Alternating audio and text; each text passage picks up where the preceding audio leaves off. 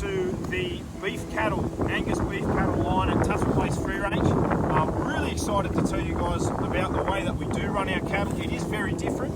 It's unique even within the regen world, really, the way we're doing it.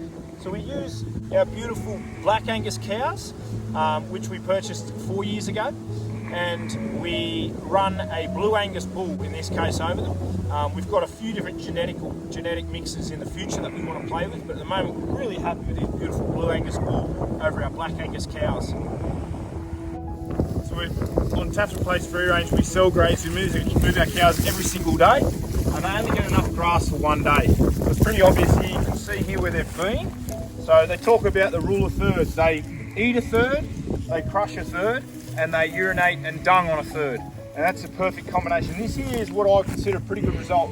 We've still got a fantastic thatch that's going to protect the soil through the heat of the summer, but they've knocked it down, they've grazed it back, and they've started that biomass cycling that has to happen with the roots now recovering, releasing as carbon matter, and it's working amazingly well. They look like we've starved them, but this is what they do every day when you move them. They get pretty excited, but they get plenty of grass. You can see how fat these guys are. So mate, what's the advantages of getting them onto new salad bar? Well, there's a lot of advantages. First and foremost, if they're only on 250 square metres, which is what they're on here, it means the other 100 acres of my place is resting. And it's the rest, it's the recovery, it's where you get really good results in your pasture. Second most important thing is probably that you're moving them off their own excrement every day. They've got a clean salad bar, they've got a clean nappy every single day, and when you're running a system like us where we don't drench and we don't use B12 shots and we don't immunise or anything like that, it's super important to keep the animals off their own excrement. What about the how difficult it is to herd them into the next paddock? Well, herd them, mate, they just about knock you over. You've got to get out of the way. They adapt to this system very, very quickly. This is exactly how herbivores move in nature. They're mobbed up by predators in nature instead of electric fence, but it's the same system. You're never going to see a million wildebeest just stand on the same spot for 5 days. It doesn't happen. They're moving all the time. Moving, mobbing and mowing is what Joel Salton talks about. So they adapt to this really, really quickly. When you've got pasture like what we've got this year, I'll be lucky to hit maybe a quarter of our place with the breeding stock that we have got. We'd love to have more cows, but there's a few other reasons why we haven't been able to invest in more breeding stock this year. But it's a fantastic system. They adapt to it really quickly. It's better for the animal, it's better for the pasture, it's better for the topsoil, and it's better for the customer. The biggest benefits of this cell grazing system is cows are like kids. They're going to wander around and eat all the lollies first, right? So in broad acre situations where they've got 100, 150 acres, they wander around the paddock, they eat all the clover, they eat all the cocksfoot, they eat all the phalaris, and they leave all the stuff that's actually really good for them, but not quite as desirable to their palate. So this cell grazing system, I will not give them another square metre of grass until they've finished the job in here. So they have to eat indiscriminately. They have to eat the clover, but then they have to eat the phalaris, and then they have to eat, the ryegrasses and all the other stuff that's in here as well. Which is like eating their vegetables and not just their ice cream. They have their Brussels sprouts as well. Yeah. So, and the other benefit of that is, instead of animals going around and eating all your clover, so your clover never gets a chance to come back, it's just getting smashed all the time. They're eating everything, so every species of grass in here gets an equal opportunity to come back the next year. So you still maintain your clovers and the lollies, essentially, but everything else is getting a fair go. All the grasses are getting an opportunity to germinate, and that's how you get diversity in your pasture. In your pasture and health for your flock. 100%. Not your flock, I've said it your a few times herd. now, but tell people you've got a bloke that's running 25 head of cattle and he's never drenched them, they won't believe you. But there's plenty of people around the world doing it now, and I've had no issues here, so it's working right for me. Why spend all that money buying bloody pharmaceuticals and drenching agents? Yeah. Just manage your animals right. And not have them sleep in their toilet. Don't make them sleep where they're shitting.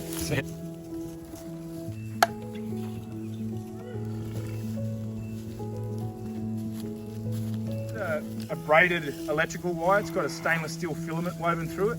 So clearly I haven't got it on.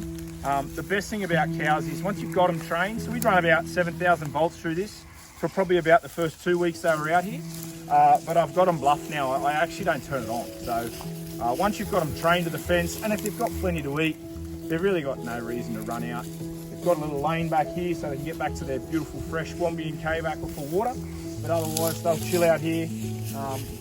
It takes no time at all. People say to me, oh, you move your cows every day, what are you, mad? Oh my God, you've seen that they chase you around. It's not like you're we love it. Moving. You want to come and see, you enjoy doing it. So moving this line takes a grand total of about 4 minutes.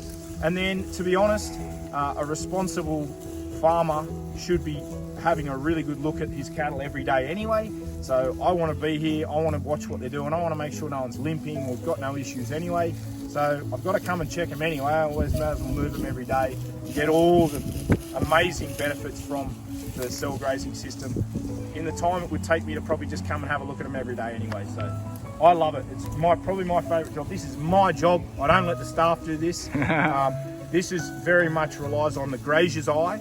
You need to be able to see how thick the pasture is so you know exactly how much to give them. It's not a measurement, it's not a calculation you can do. It's something you just, with experience, you just have to get used to. All right, I know how good this pasture is. I know I only have to give them this much. Or this pasture's not so great, I'll give them a bit extra today.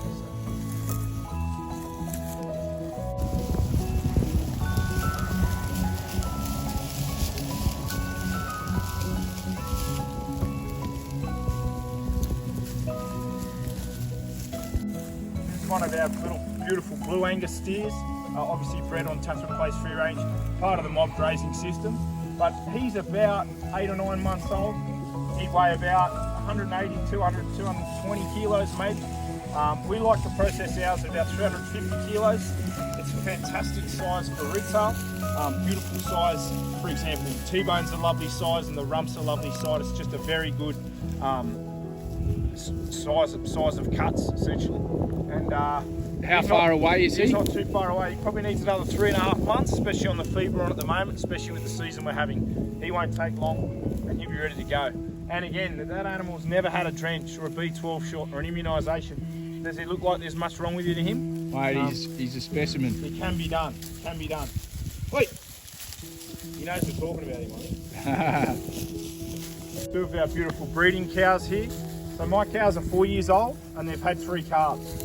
So sort of in the mid-range, still got plenty of time left here on Tathra Place. They'll get a calf until about their 7th or 8th year. These girls were bred over a Blue Angus bull this year.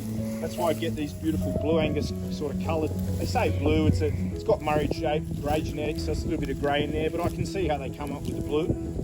Beautiful little bull, really friendly. He's a pleasure to have here, and he does a wonderful job. So they've only got about a month and a half to go before they start dropping calves, these girls, and they're in immaculate condition. This is what you want your cows to look like before they're going to start giving birth.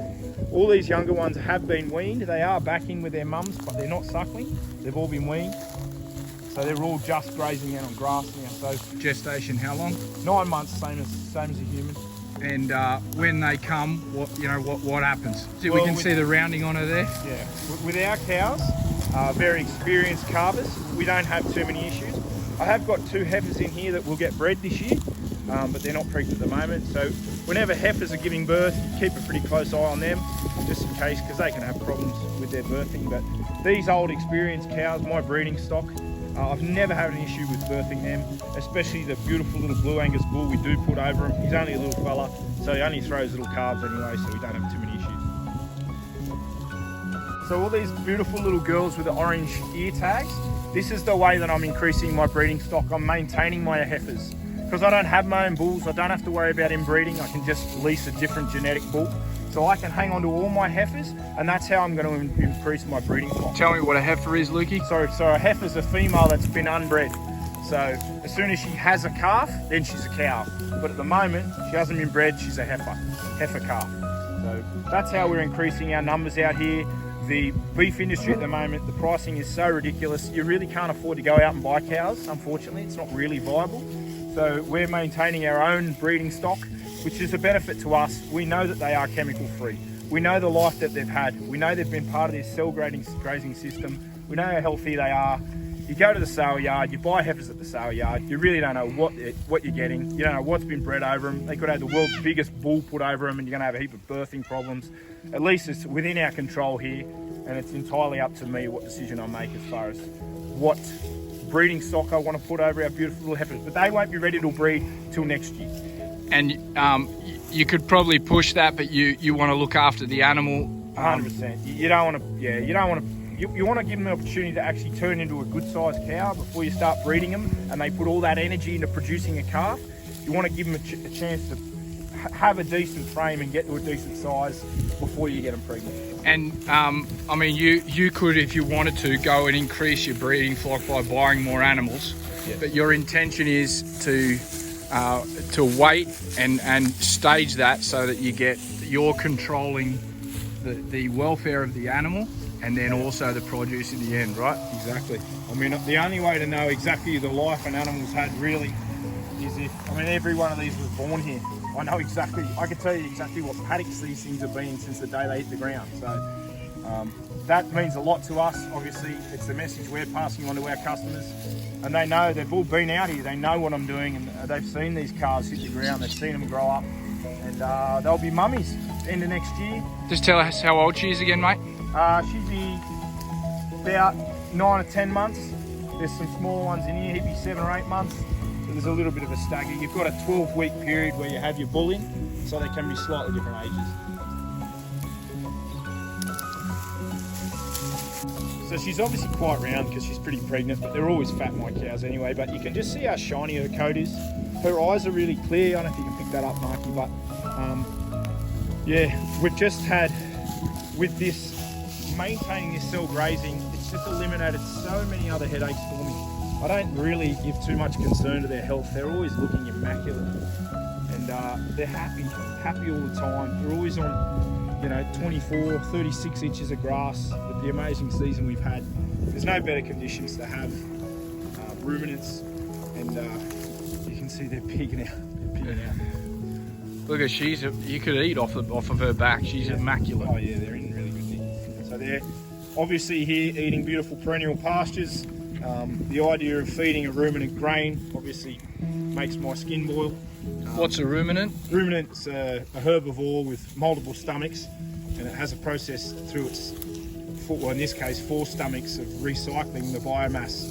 What comes out the back end of a cow's about the most amazing thing that happens in nature. So the idea of penning them up into stockyards and feeding them grain, it's not a good idea. So you can see how happy these girls are ripping through this, and they don't care what they're eating. They're bending down and eating whatever's underneath them. So you've heard me talk on the other videos about the starting budget and the budget that we had on Tathra Place Free Range. Our starting capital was almost zero. This is another example of a concrete cattle trough, about $1,200. So this is an old IBC tank I got given. They're unreal. I stick a float in it. Incredible. We've got really good flow up here, so we're going to have 3 or 4 different cows drinking at the same time, no dramas. This is the beautiful Wombian Caves aquifer water. I'll show you how nice that is. It's an old Joel Salton trick, that, but there's not a damn thing wrong with that water. It's the same water we drink in the house. So our cows, best pasture, best water quality, no pharmaceutical inputs. This is what we're all about, just get them the best that we can, but without the ridiculously high investment in traditional agricultural infrastructure like concrete troughs. I mean, the cows don't give a crap that it's not concrete, let me assure you. It's lighter, I can move it around, one person can pick it up and move it. I mean, you choose where a concrete trough is, you're not moving it, right? And that's very anti this cell grazing method, because I need to move this all the time because I'm moving the cows all the time. So mate, just tell us again, you mentioned the aquifer. We're not running pumps off dams, we're running water from our well. That's correct. So we've got a bore, 60-metre bore. We are lucky out here, there's pros and cons in every property. People are going to comment, oh, you're so lucky to have this amazing water that comes out of the ground. Yeah, we also get 14.5 inches of snow every year, right? So there's pros and cons everywhere you go. We're lucky that we hit the Wombian Cave aquifer, and it is pure drinking water straight out of the ground. Mount Franklin. And it just gravity feeds up the top here, and like I said, we've never had a drama with this system. It works really well. So we like to take our cows through the entire process. So they're born here, they grow out on our beautiful perennial pastures. We cart them ourselves for processing. We have our own butcher, we have our own cut mixers. We select what cuts that we want out of our beef. And a lot of people don't realise how diverse a body of beef is. You've got what they refer to as secondary cuts, like chuck steak, gravy steak, and like a brisket, slow cooking sort of stuff, all the way through. Everyone knows about the ribeye and the sirloin and the Scotch. But the challenge is when you're direct selling beef is that you might get 4 kilos of ribeye, but then you're going to get 8 or 9 kilos of chuck steak. So the idea is having customers that understand, yeah, have a bit of ribeye once a month, but there's a lot more cuts on that animal, even the bones and stuff we sell. And the challenge in direct selling beef for us is trying to move that whole animal. But we're very, very lucky with our amazing customers, especially via the market, that we don't have too many issues doing that. Very educated customers appreciate the nutrient value of a grass-fed, grass-finished cow. I can't emphasize how important that is. A cow or a ruminant that isn't eating grass is sick, and the marbling and all the amazing things that you think you're getting out of a bit of grain-fed Wagyu or whatever is actually an animal's response to being quite unwell. So our animals, we do get a beautiful level of marbling. Nothing on the scale of Wagyu, but if you compare the nutrient value, the fuel value to your human body, as opposed to a bit of grain-fed whatever it is, the grass-fed, grass-finished unit is going to win hands down every single time. And then add to that the fact that we're doing it with a 20-year spray-free history on the pasture, no drenching, immunisation, B12 shots, no immunisation, absolutely no pharmaceutical input at all. I'd like to think there's not too many cleaner cuts of beef in Australia. How many per minute can squat a cow?